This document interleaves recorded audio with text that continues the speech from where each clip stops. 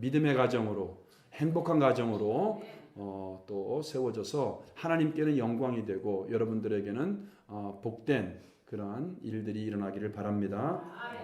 첫 번째, 하나님께서 우리에게 말씀을 주시는데 이 가정에는 첫 번째, 가정의 중심에는 하나님이 왕이셔야 된다. 하나님이 주인이 되어야 된다.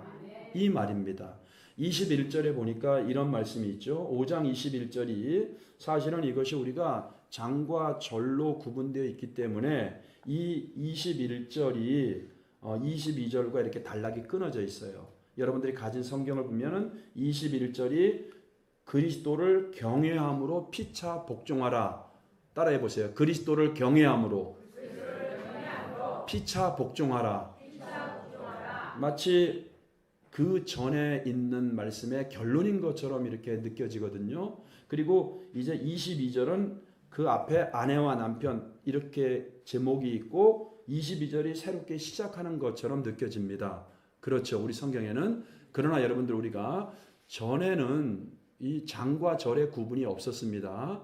장과 절의 구분이 없을 때 우리가 이 21절 말씀이 사실은 이 에베소서 전체를 끌고 가는 핵심이고 중심 키예요. 이것이 어떤 말씀입니까? 그리스도를 경외함으로 피차 복종하라는 겁니다.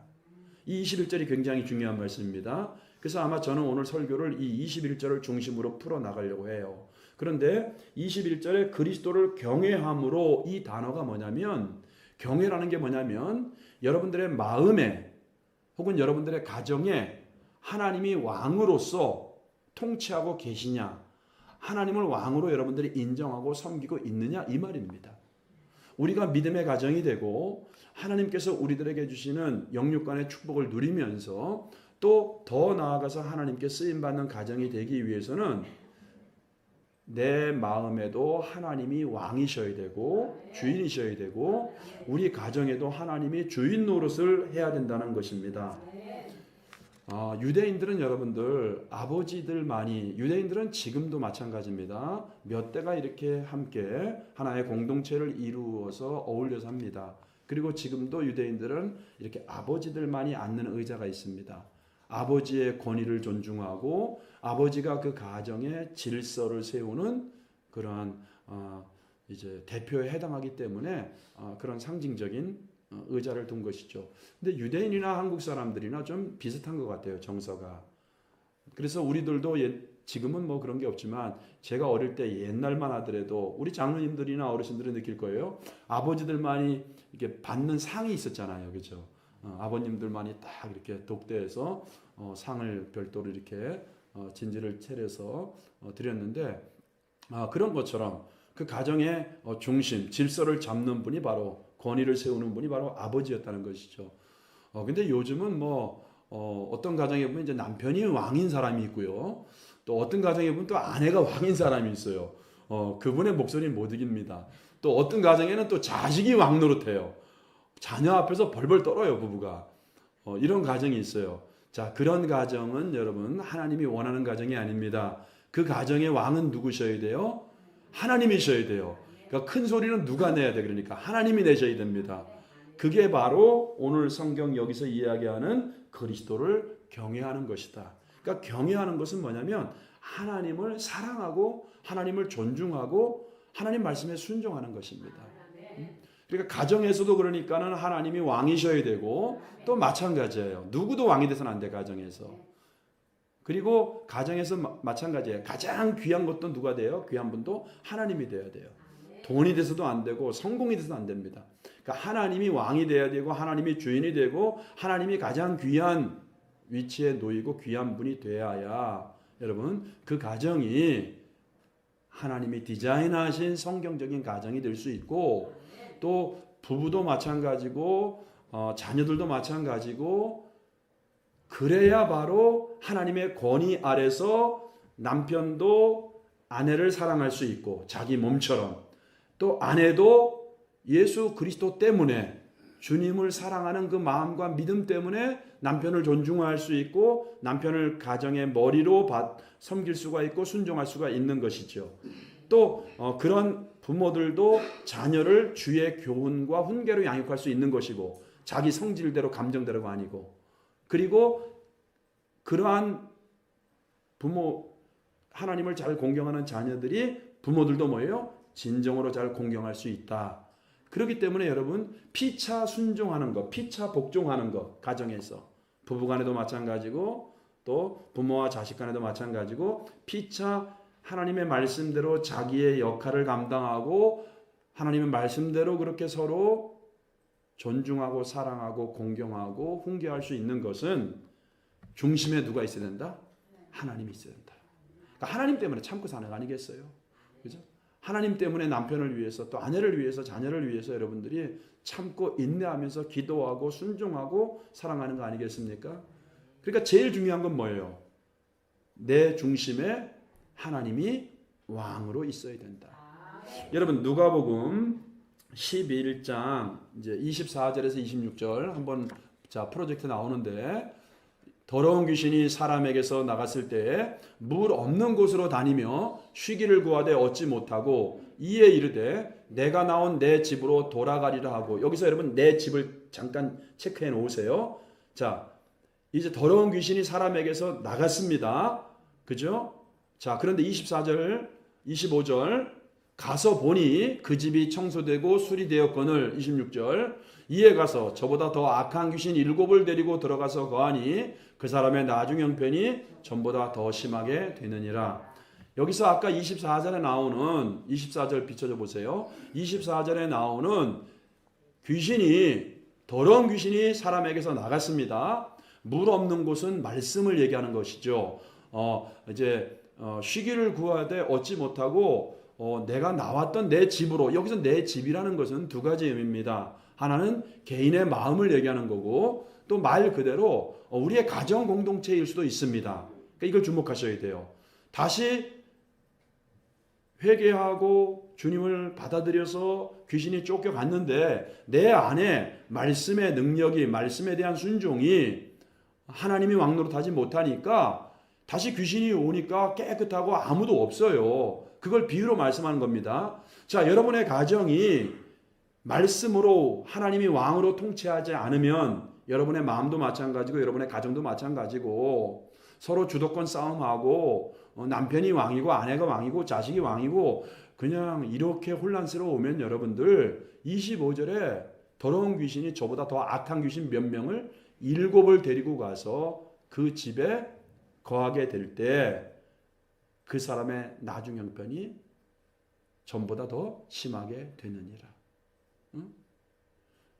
여러분들 가정에 말씀이 없고 주님이 왕노릇하지 못하잖아요. 그런 가정은 귀신들의 놀이터가 되는 거예요. 빼앗기고 잃어버리고 혼란스럽고 갈등이 일어나고 매일 전쟁이고 싸우고 매일 상 부러지고 막 그릇 날아다니고 욕하고 막 항상 갈등이 있는 거예요. 그렇기 때문에 여러분 보세요.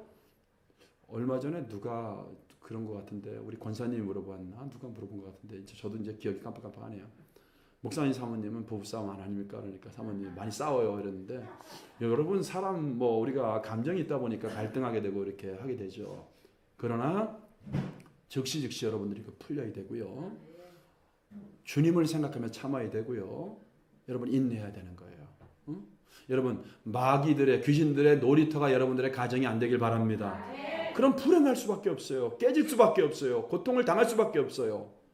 그러니까 여러분들의 가정에 그러니까 누가 있어야 돼요? 주님이 있어야 돼요. 주님이 왕노릇해야 돼. 그게 바로 경외하는 거예요. 경외하는 거. 응? 그러니까 그리스도를 경외함으로가 무슨 뜻인지 알겠죠 이제는. 여러분 이게 가정의 질서를 세우는 겁니다. 이게 믿음의 가정을 세우는 겁니다. 여러분들 개인이 먼저는 내가 내 안에 주님이 왕노릇 하셔야 되고 여러분의 가정에 주님이 왕노릇 하시는 게 그리스도를 경외합니다. 그러니까 경외라는 것은 그러니까 내가 예수님을 나의 주인으로 섬기는 것이다. 이렇게 여러분들이 꼭 기억하시기를 주님의 이름으로 축복합니다.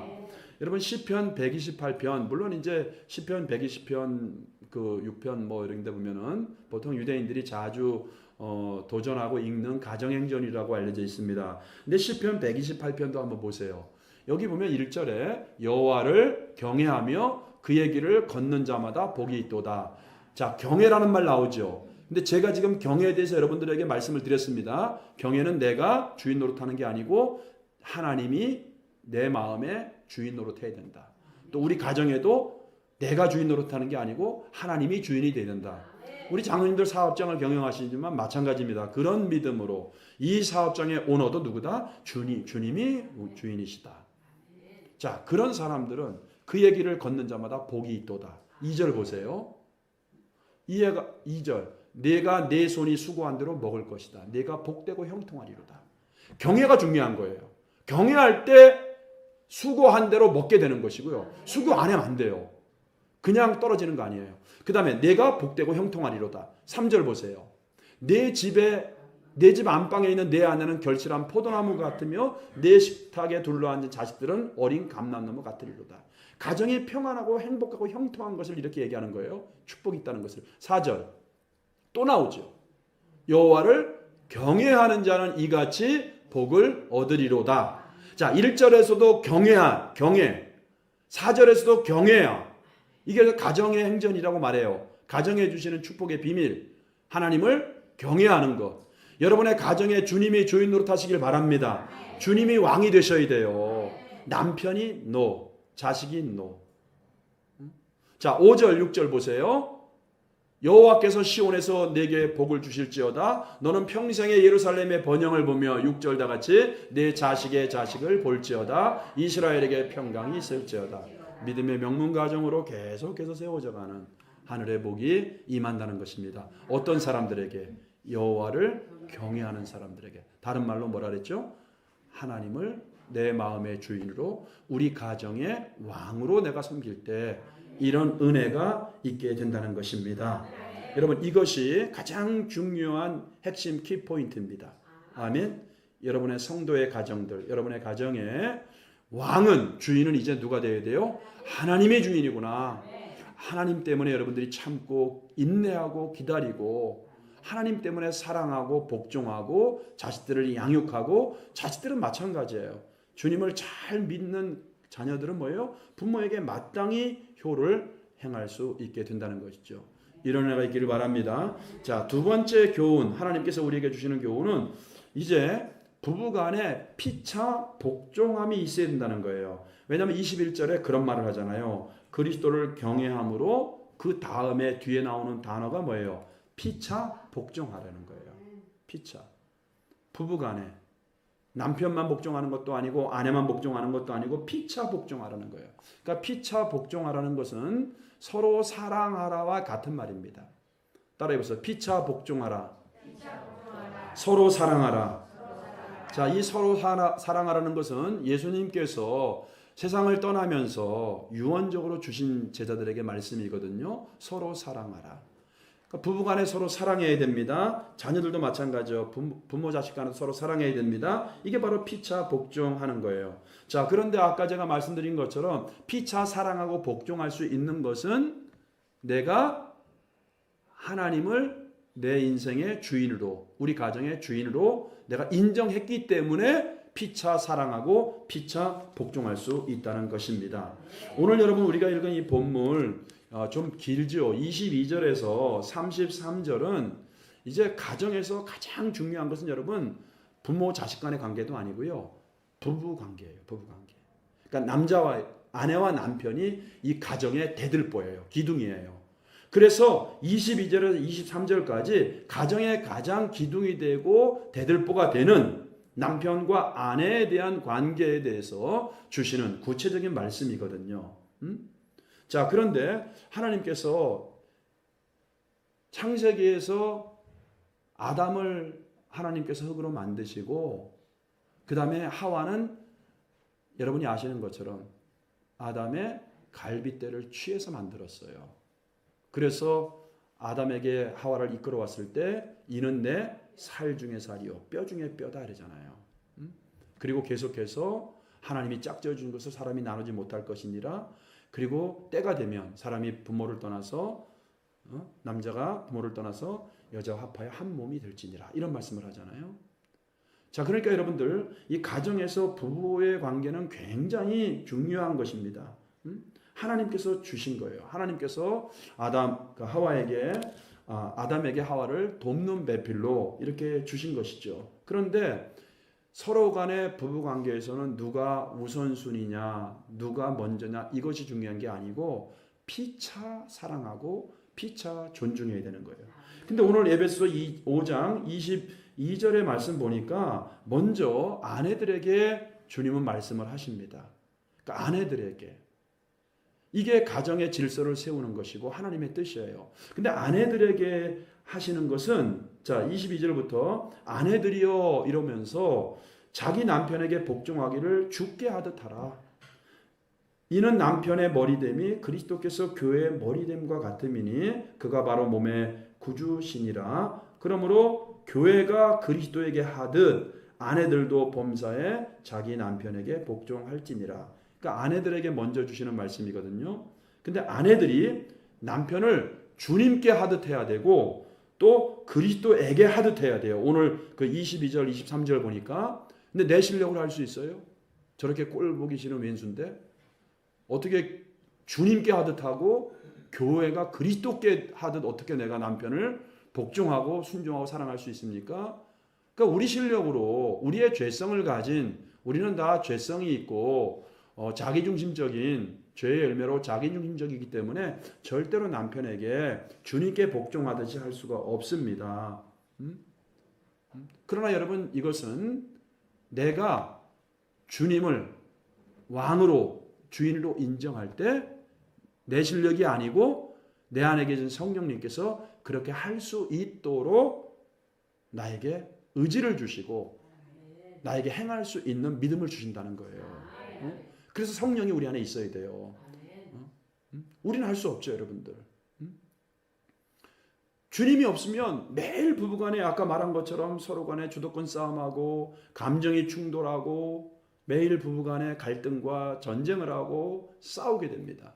그러면 자식들이 부모의 그 갈등과 다툼을 보고 자란 아이들은 정서적으로 혼란스러울 수밖에 없어요. 여러분 그 아동 심리학자들이 어떻게 이야기를 하냐면 어린아이가 태어나서 가장 중요한 인격이 형성되고 감정과 정서 모든 것들이 형성되는 시기가 1살부터 6살까지인데 이것이 가장 중요한 시기래요. 이때는 아이들이 부모의 모든 언행을 그냥 스펀지가 물을 빨아들이는 것처럼 무조건 빨아들이고 모방을 한다는 겁니다. 그래서 인격의 기초가 형성되는 시기가 바로 6살까지이기 때문에 이때가 굉장히 아이들에게 중요한 거예요. 그래서 유대인 부모들은 아이를 임신하면은 그 유대인 어머니들은 이 뱃속에서부터 계속해서 성경 말씀을 읽으면서 암송하면서 계속해서 이렇게 태아 교육을 하잖아요. 뭐 유아 교육은 말할 것도 없고요. 그래서 굉장히 6살 때까지가 굉장히 중요하다는 거예요. 이때 인격의 기초가 형성되는 시기 때문에 이때 부모들이 뜨거운 사랑을 가지고 아이들에게 관심을 가지고 잘 돌보고 말도 그렇고 행동도 그렇고 이때 아이들이 무의식 가운데 다 그것이 쌓인다래요, 여러분들. 그리고 이 아동 심리학자들은 6살부터 12살까지도 자기의 어떤 인격만이 형성되는 게 아니고 자기의 모든 인생을 살아가는데 모든 지정의 뇌, 자기의 마음 모든 것들이 구체적으로 형성되기 때문에 12살까지는 부모들이 자녀들에게 미치는 영향이 굉장히 중요하고 굉장히 크다고 이야기를 합니다. 또 이때 아이들은 굉장히 호기심이 많잖아요. 부모들에게 이게 뭐야 저게 뭐야 많이 물어보잖아요. 그러니까 관심을 가지고 그때 신앙교육도 그때 아이들에게 친절하고 상냥하게 잘 인격적으로 사랑으로 품고 이렇게 해야 되는데 그렇지 못하고 매일 부부들이 갈등과 싸움으로 자라는 아이들은 나중에 결혼해서도 그것을 답습할 확률이 굉장히 높다고 이렇게 심리학자들은 말을 하고 있는 겁니다. 여러분 그러니까 우리가 참 부부가 갈등하고 싸울 수는 있겠지만 우리가 이것을 슬기롭게 뭐 될 수 있으면 우리가 보여주지 말아야 되겠죠. 그러면서 우리가 자녀들에게 끼치는 영향이 이렇게 크기 때문에 그래서 어릴 때 여러분 부모의 사랑을 받지 못한 아이들, 부모의 관심을 받지 못한 아이들 그렇게 나쁜 영향을 받고 자란 아이들이 커서도 보면은 성인이 됐지만 영적인 말씀이나 영적인 거울에 비춰보면은 성인이야. 근데 항상 어두워요. 인격이 형성이 안 돼 있어요. 어두워요. 부정적이에요. 자기 감정을 쉽게 컨트롤 못합니다. 어른이지만 그 거울 속에, 영적인 거울 속에 비쳐있는, 나는 어른이지만 그 거울 속에 비쳐있는 내 모습은 아직까지 어린아이인 거예요. 그래서 심리학적으로 무슨 용어가 있습니까, 여러분? 성인 아이라는 용어가 있지 않습니까? 여러분, 이 모든 것들이 어릴 때 부모들의 영향이 이렇게 중요하다는 것입니다. 사랑하는 성도 여러분, 이제 우리가 뭐 다 나이 든 분들이 이미 지나왔기 때문에 이걸 어떻게 해요, 여러분들? 저는 손주들에게 그런 영향력을 끼치고, 여러분들 지금도 우리가 늦지 않았습니다.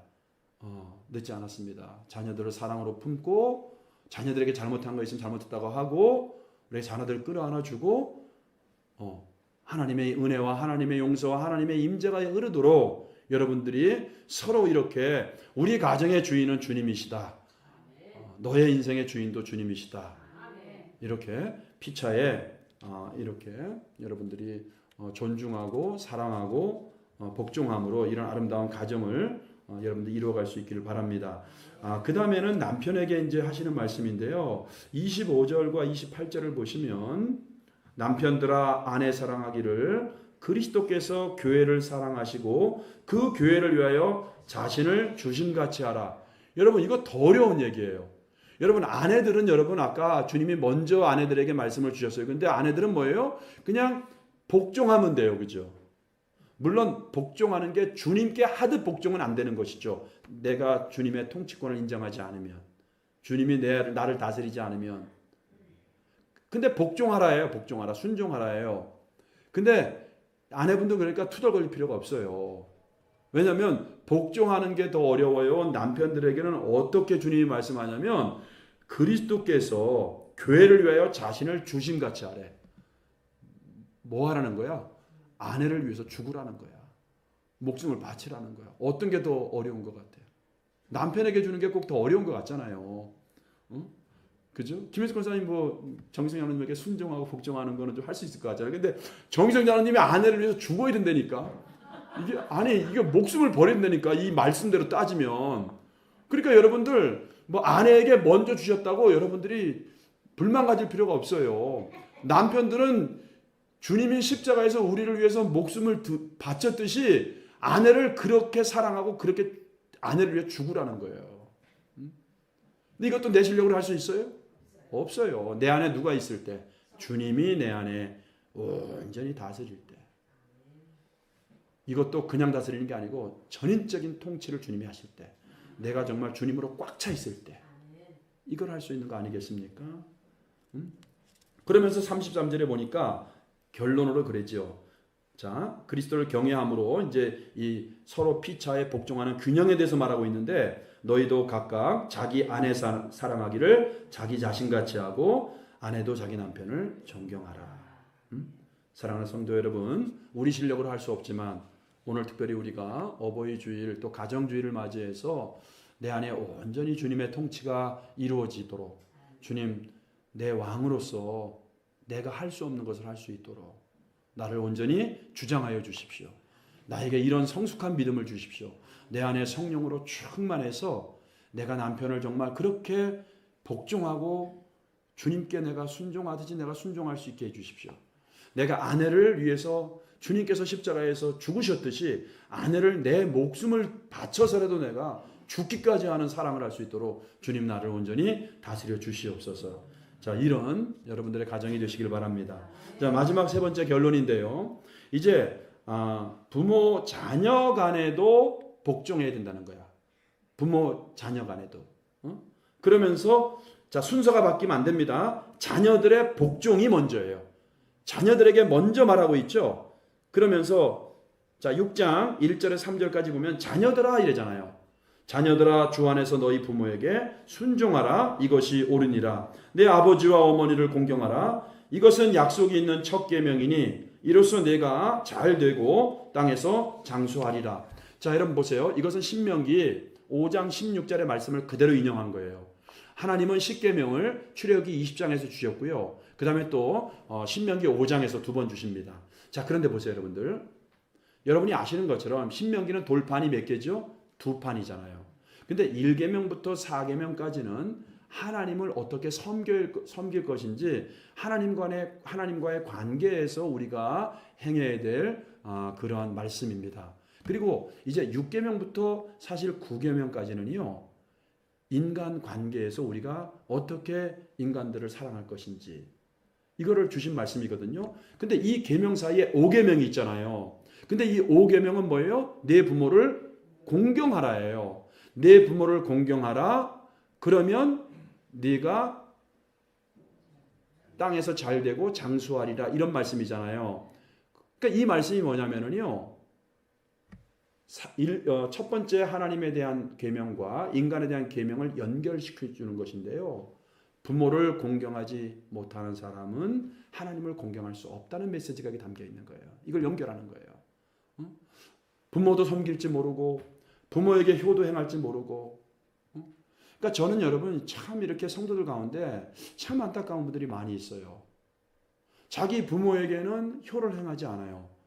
부모를 마치 그냥 이제는 귀찮은 존재, 경홀히 여겨요. 업신 여겨요. 힘이 없고 병들고 가진 게 없다고. 아마 그 부모가 한 100억쯤 있으면 안 그럴 거야. 그 어르신들 돈도 그렇게 많지 않겠지만 절대 일찍 주지 마세요. 이제 어른들도 다 알더라 이거를. 자식한테 다 줘버리면 나중에 정말 찬밥 신세됩니다. 이런 시대가 되어버렸어요. 근데 믿는 사람들도 부모에 대해서 업신여기고 경홀히 여기고 무시하고 귀찮은 존재로. 근데 그렇게 하면서 또 뭐냐면 신앙생활을 열심히 한다고 막 해.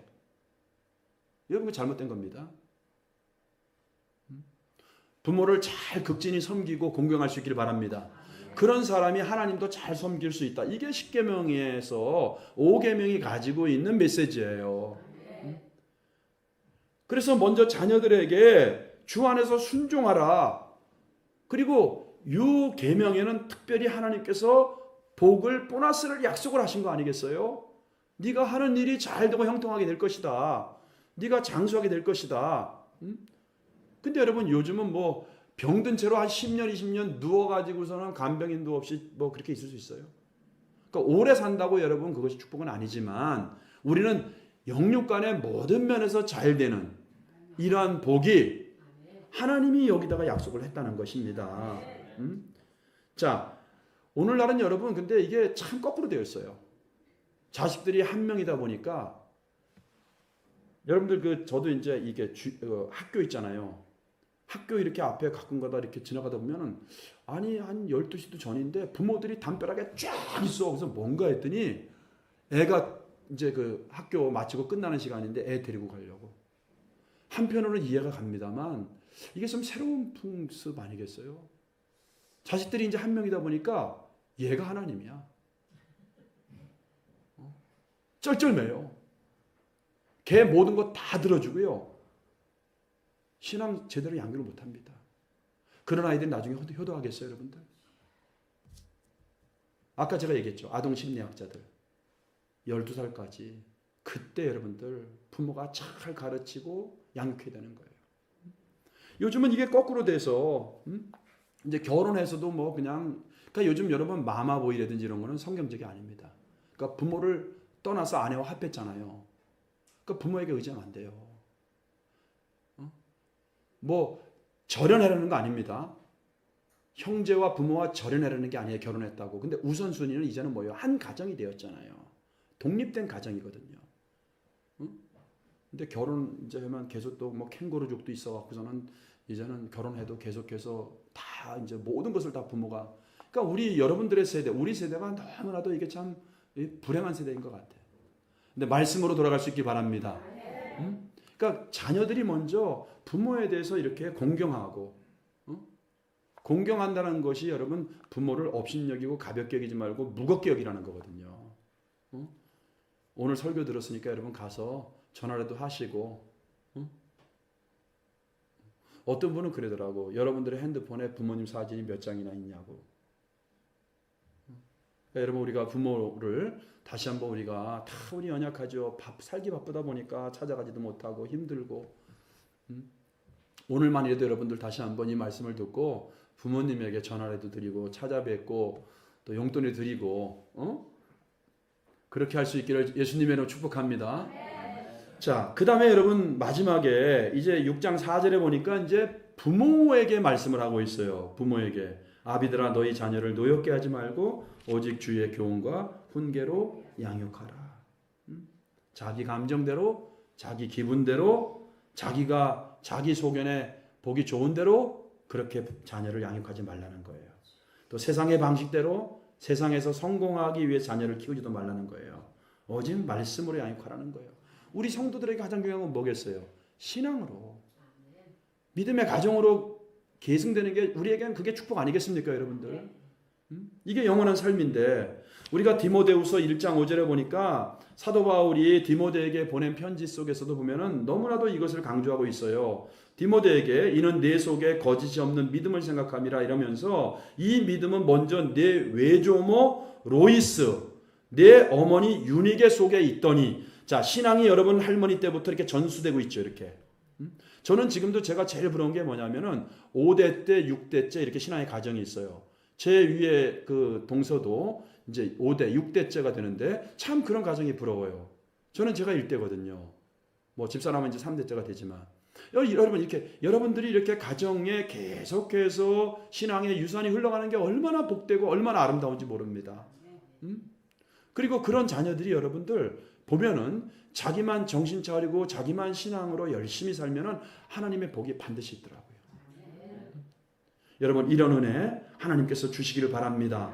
그러니까 디모데의 그 뜨거운 헌신과 주님을 향한 뜨거운 열정과 충성과 사역이 어디에서 이루어졌다는 거예요? 외조모니 때부터 쭉 이렇게. 여러분 신앙의 명문 가문을 여러분들이 세울 수 있기를 바랍니다. 그래서 자녀들과 함께 여러분들 성수주를 같이 하세요. 사실 우리가 여러분 주일학교라는 게 이게 1800년대 있죠. 산업혁명 일어나서 이제 사람들이 공장에 노동자들로 일 가야 되니까 그 아이들이 막 방치되면서 아이들이 제대로 교육도 못 받고 아이들이 고통당하고 먹을 것도 못 먹고 유괴당하고 막 사회 문제가 되다 보니까 그때부터 어느 한 사람이 이 아이들을 모아서 이렇게 교육한 것이 주일학교의 기초가 된 거거든요. 유대인들은 지금도 마찬가지입니다. 온 세대가 통합예배드립니다. 아이들이 듣지 않는 것 같아도 아이들이 뭔가 말씀을 가르친다고 변화되는 거 아니에요. 아무것도 모르는 것 같아도 이렇게 앉아서 부모들이 예배드리고 찬양하고 헌금 드리고 이런 모습을 보면서 아이들이 그것을 몸으로 체득하는 거예요, 여러분들. 그래서 이 통합예배가 너무나 중요한 겁니다. 그래서 여러분들 보세요. 4세기에 우리가 사도헌장이라는 게 있습니다. 그 사도헌장 같은 데 보면은 여러 세대가 함께 예배드리는 장면이 기록되어 있어요. 자, 거기 보면은 앉는 자리도 나이가 든 사람들, 또 남자들, 여자들, 그 다음에 어린아이들을 부모가 데리고 어느 자리에 배치해야 되는 것까지 구체적으로 되어 있어요. 그러니까 무슨 얘기예요? 온 세대가 함께 통합예배를 드렸다는 거예요. 아이들에게 뭐 이렇게 주일학교를 특별히 만들어서 뭐 가르친다고 해서 뭐 중요하죠, 여러분들. 그러나 우리가 아이들이 어릴 때부터 자연스럽게 부모와 함께 이렇게 예배드리면서 그걸 보면서 아이들이 몸으로 체득하고 그걸 몸으로 받아들인다는 것입니다. 사랑하는 성도 여러분, 이제 말씀의 결론을 맺겠습니다. 자, 오늘 여러분 우리가 제가 세 가지 말씀드렸어요. 근데 세 가지 중에서 가장 중요한 건 뭐예요? 아까 첫 번째 말한 거. 내 마음에, 우리 가정에 깨끗하게 비어 있으면 안 됩니다. 깨끗하게 비어 있으면 안 돼요, 여러분들. 내가 예수 믿는데 말씀으로 충만해야 되고 성령으로 완전히 지배당해야 되고 주님이 왕이어야 되고 주님이 주인 노릇해야지 가정의 질서가 세워지고 아내는 아내 역할 말씀대로 똑바로 남편에게 순종할 수 있고 주님께 하듯이 또 남편은 뭐예요? 주님이 십자가에서 우리를 위해 죽으셨듯이 죽기까지 아내를 사랑할 수 있고 또 부모 자식 간에도 그 마음에 주님이 임재해 계셔야 말씀이 충만해야 부모노릇 똑바로 자식에게 할 수 있고 자식들은 부모에게 참된 효를 행할 수 있다는 것입니다. 오늘 말씀을 듣고 여러분 참 우리가 회개할 게 참 많습니다. 우리 마음에 참 우리 정말 한번 손을 얹어보고 오늘 말씀을 통해서 나는 정말 오늘 말씀대로 이러한 내가 삶을 살았는가 한번 돌이켜보면서 여러분들 가정이 다시 한번 믿음의 가정으로 또 효를 행하지 못한 자녀들은 다시 한번 부모님을 생각하고 또 부모들은 내가 자녀들을 그렇게 양육하지 못한 것에 대해서 회개하면서 또 부부간에도 마찬가지죠. 그러면서 우리의 가정이 믿음의 가정으로 세워져 가기를 예수님의 이름으로 축복합니다. 자, 우리 함께 기도하겠습니다. 우리 함께 기도할 때에 오늘 들은 말씀 기억하면서 중요한 것은 주님 내 안에 깨끗하게 청소되고 비어있는 상태가 아니라 주님으로 채워주십시오. 말씀으로 채워주십시오. 성령으로 넘치도록 채워주십시오.